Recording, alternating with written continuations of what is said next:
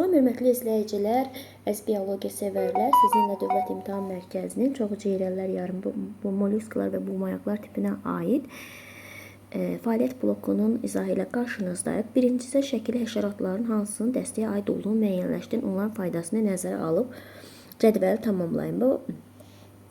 Bu aiddir, buna bal arısıdır, bu parabizəndir, bu isə tutbək qurdudur. Bal arısı aiddir pərdə qanadlar və yaxud da ki, zar qanadlar dəstəsinə. Parabizən aiddir sərt qanadlar və ya böcəklər dəstəsinə. Bu isə pulcuq qanadlar dəstəsinə aiddir. Bal arısından, biz bilirik ki, bal arısından bal alınır.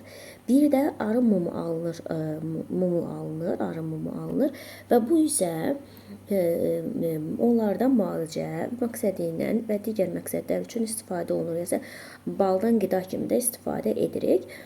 Sonra sərt qanadlar və böcəklər parabizəndir. Parabizən əhəmiyyəti, faydası ondan ibarətdir.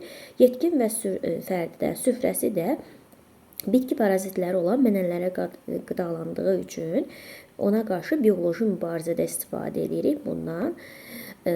Tutbək qurdundan isə təbii ipəyin alınmasında istifadə edirik. Bu qədər diqqətinizə görə sağ olun, bəyənməyi və kanalımıza abunə olmayı unutmayın.